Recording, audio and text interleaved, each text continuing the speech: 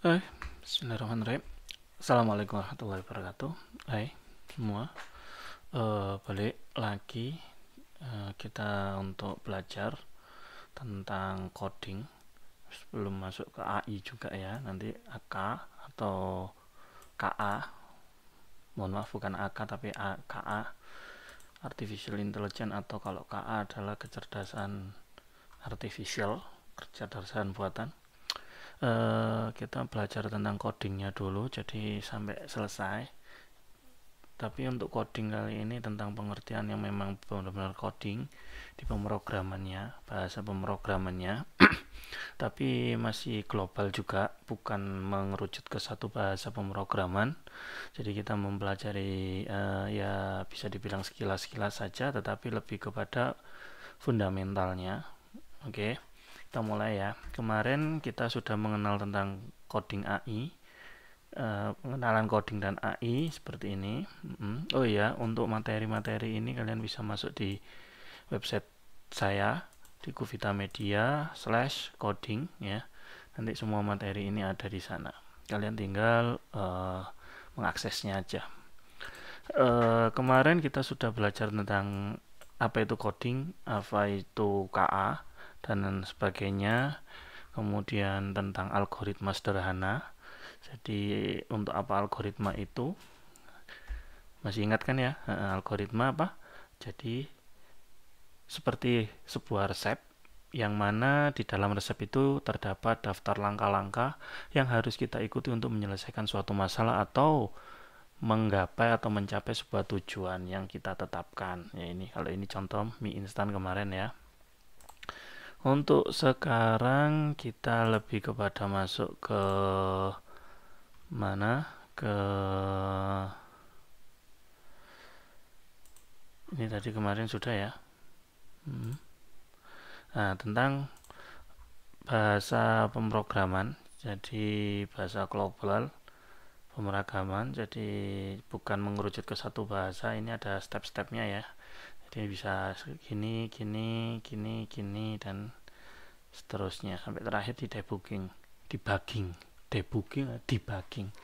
Ya, kalau kemarin sudah ini berarti kita lanjut ke tentang bahasa pemrograman secara global. Tidak mengerucut ke satu bahasa ya, karena memang bahasa banyak. Peta bahasa pemrograman global, jelajahi dunia coding dari konsep dasar hingga tren masa depan untuk semua level keahlian. Berarti kita tidak ada batasan mau dia beginner, mau dia dari pemula, intermediate, sampai juga advance atau yang ahli. Jadi kita bahasnya secara global aja tentang bahasa pemrograman karena memang tidak ada satu bahasa pemrograman yang kita tuju. Konsep dasar dari bahasa pemrograman dari pemrograman itu sendiri apa? Jadi apa itu bahasa pemrograman? Bahasa pemrogram adalah cara kita memberikan instruksi kepada komputer. Berarti kita menyuruh atau memerintahkan komputer itu untuk bekerja dengan jembatan si bahasa pemrograman ini sebagai translator kita. Jadi nanti di si translator itu ada namanya compiler. Ya, itu adalah translator kita sebagai penerjemah apa yang kita mau untuk komputer jalankan. Sama seperti kita berbicara dengan teman menggunakan bahasa Indonesia ataupun bahasa Inggris. Kita berbicara dengan komputer menggunakan bahasa pemrograman. Kalau kita harus berbahasa dengan orang-orang Inggris ya pakai bahasa Inggris. Kita bahasa Jawa ya untuk orang-orang yang jauh dari Jawa, Jawa Timur, Jawa Tengah. Tapi kalau bahasa Indonesia mungkin lebih merata di seluruh negara Indonesia. Nah, setiap bahasa punya aturan dan kata-kata sendiri. Jadi makanya saya tadi bilang tidak mengerucut ke satu bahasa pemrograman karena nanti aturan sama kata-kata itu yang dimaksudkan adalah apa ya? Punya istilahnya sendiri-sendiri. Jadi tidak ada yang sama. Istilahnya itu pasti beda-beda nantinya. Terus kenapa kita harus kenapa kita harus mempelajari bahasa pemrograman? Yang pasti belajar bahasa pemrograman itu seperti ini saya nulisnya gimana ya? Ya adalah belajar pemrograman itu seperti belajar sihir digital. Maksudnya sihir digital adalah kamu bisa membuat aplikasi dengan bahasa pemrograman, membuat game, membuat website seperti ini, bahkan mengendalikan robot yang sekarang, atau kita bisa sebut dengan yang terbaru bukan hanya robot ya, bisa IoT, Internet of Things. Jadi kita bisa mengendalikan rumah kita dari jarak jauh dengan adanya bahasa pemrograman. Seperti contoh, kita meninggalkan rumah tanpa harus khawatir kita menyalakan atau mematikan lampu dari jarak jauh, bisa kita lakukan. Ini melatih juga cara berpikir kita secara logis.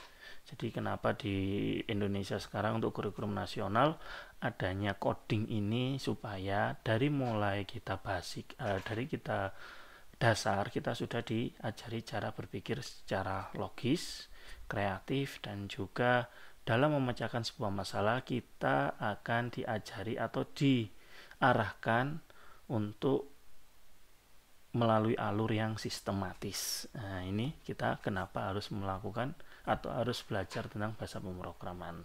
Jadi keterampilan ini nantinya bisa menjadi modal kita di masa yang akan datang. Yang mana masa akan datang ya otomatis bahasa teknologi terus naik.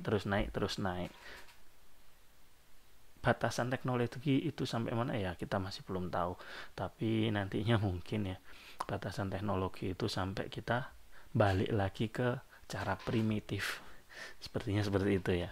Jadi kita balik lagi secara primitif, semuanya menggunakan apa yang ada di hadapan kita secara langsung, tidak lagi menggunakan mesin. Mungkin itu batasannya.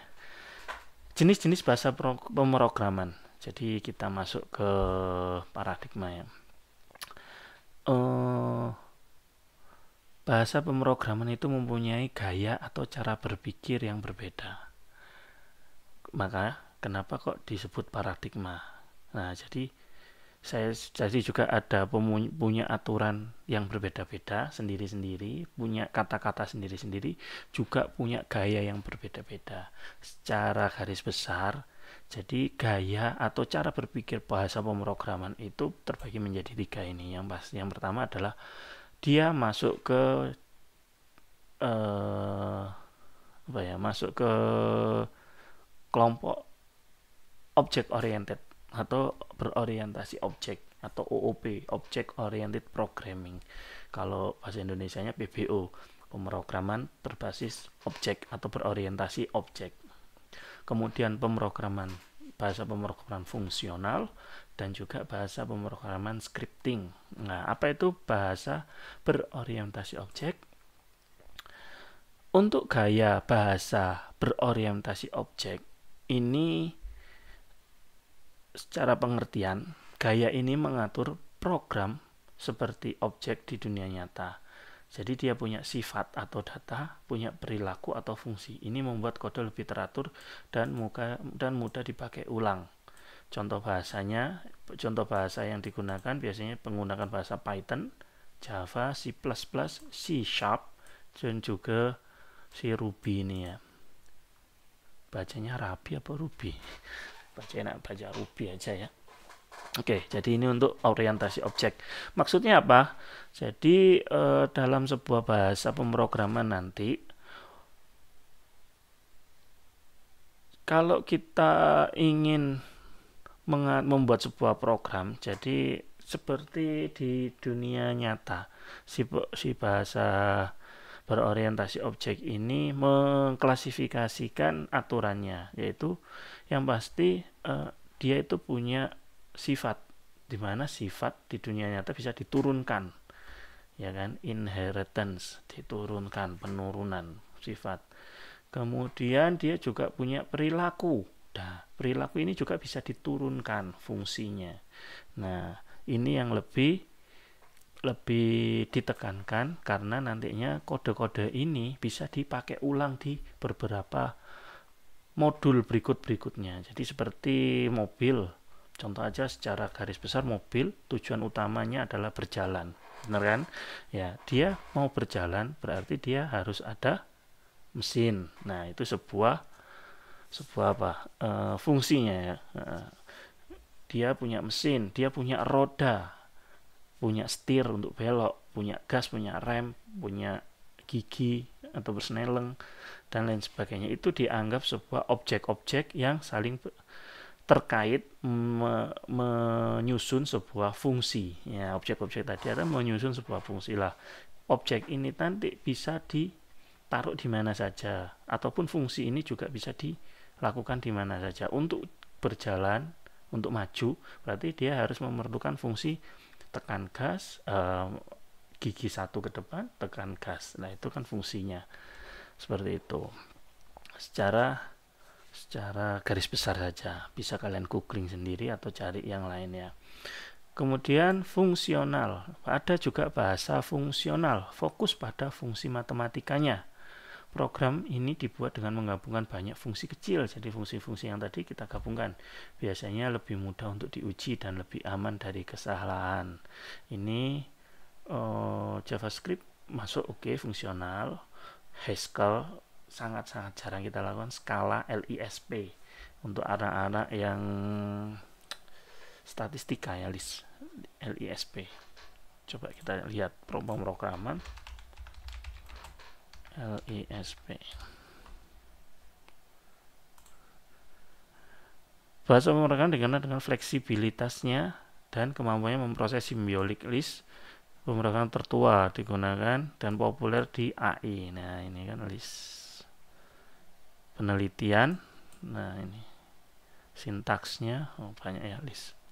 Kalian bisa carilah. Kemudian bahasa scripting. Kebanyakan Python sama JavaScript, PHP ya.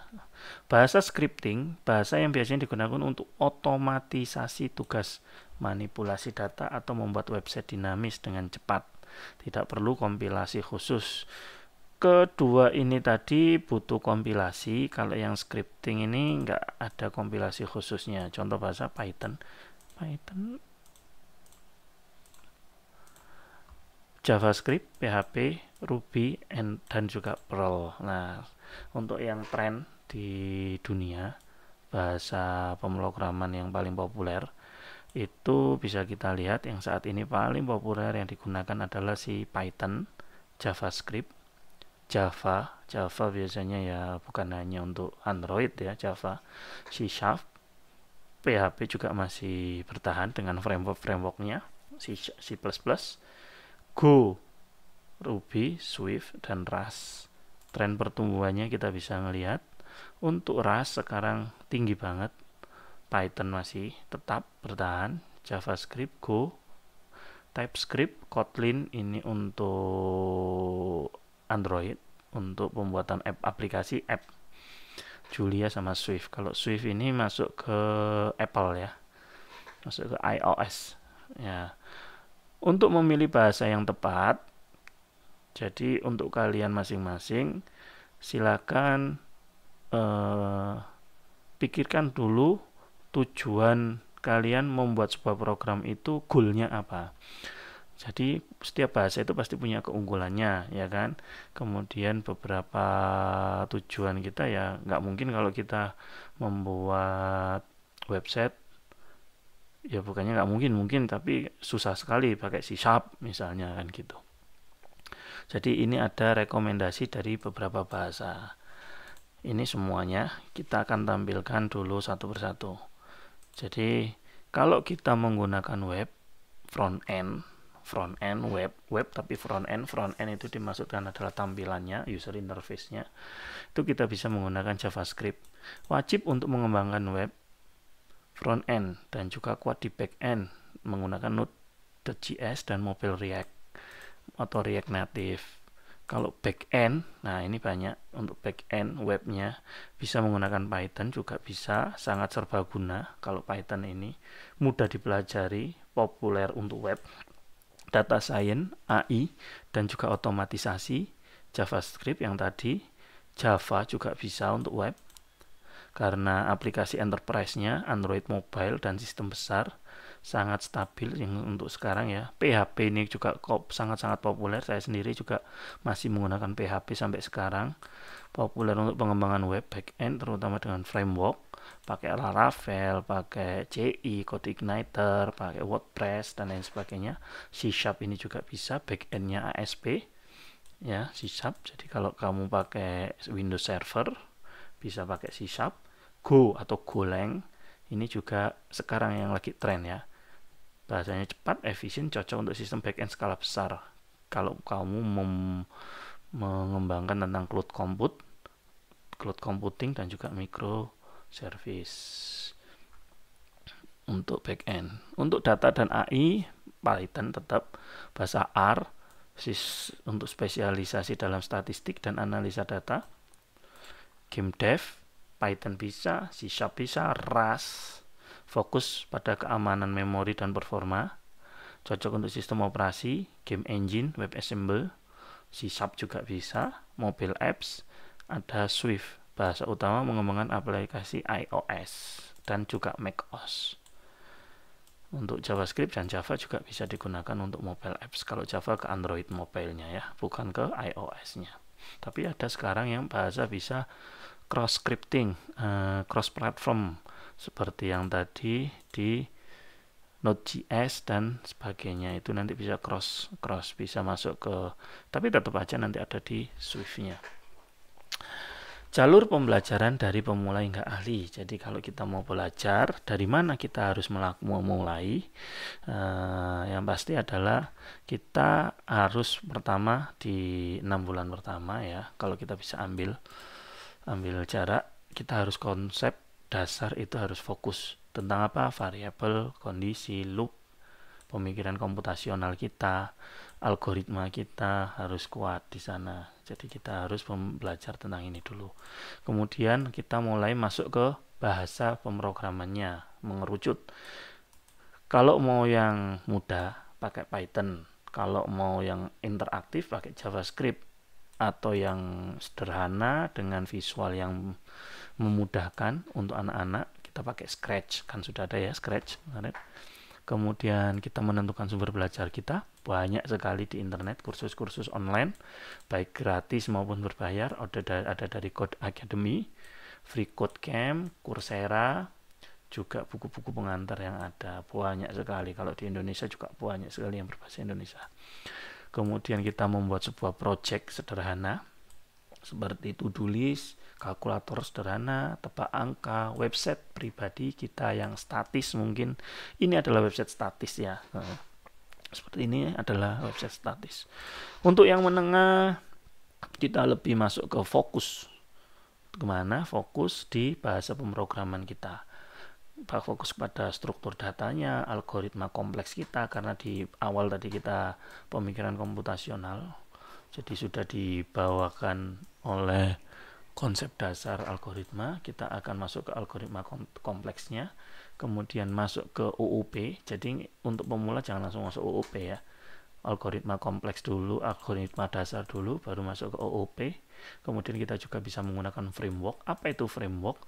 Jadi kalau bahasa pemrograman PHP tadi dikumpulkan semua, dijadikan satu, ada fungsi-fungsi banyak dan juga modelnya OOP, berbasis OOP lah, itulah framework namanya.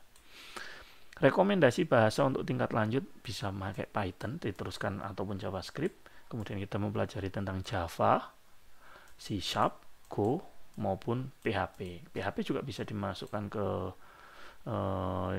ya oke lah menengah. Kalau dasar masih yang statis ya. Kalau PHP nanti kita bisa hubungannya dengan database. Sumber belajarnya juga masih sama, banyak di internet. Kita juga bisa menggunakan GitHub, ya kan? Kita juga menggunakan dokumen-dokumen dari bahasa pemrogramannya masing-masing, ataupun dari frameworknya. Juga untuk projectnya kita bisa membuat sebuah website yang dinamis menggunakan database. Ini ya PHP. Database nanti masuknya di MySQL, ke banyak hal. Kalau database itu, kalau kita sebutkan database bisa SQL, MySQL, MariaDB, dan lain sebagainya, banyak ya. Aplikasi mobile sederhana kita bisa menggunakan dari MIT, seperti apa ya, saya lupa, bisa diingatkan ya, dari MIT itu yang membuat aplikasi sederhana.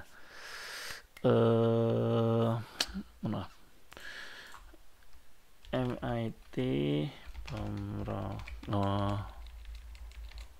membuat app, ini App Inventor. Nah, Kita bisa masuk ke app inventor ini ya.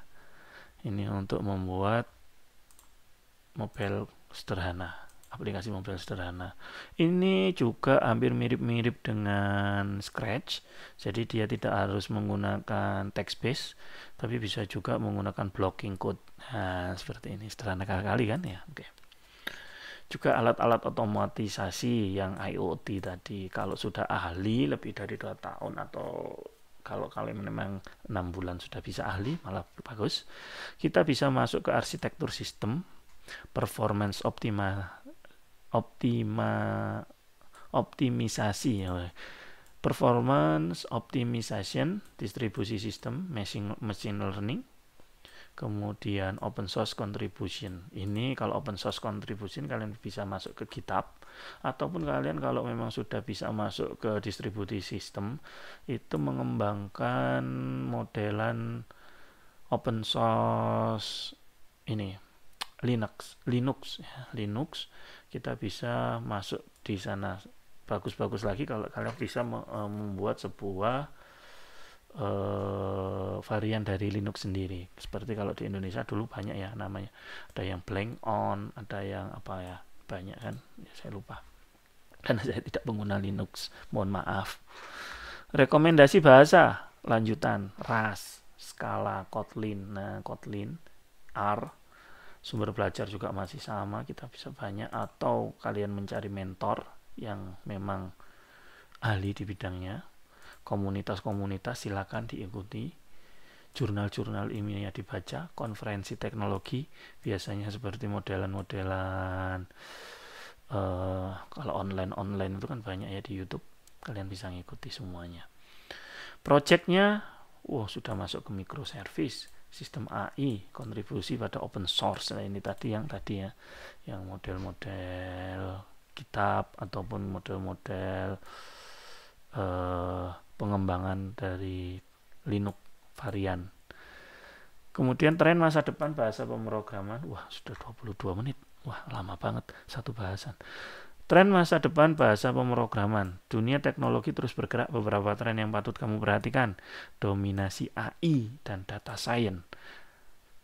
Sekarang sangat mendominasi ya AI. Apa-apa membuat AI video pun, jangan-jangan ini dibuat dengan video AI. Python akan terus menjadi raja, namun seperti bahasa R dan Julia juga akan makin penting untuk analisis data dan pengembangan model AI. Performa keamanan juga semakin membutuhkan performa yang tinggi dan keamanan yang kuat.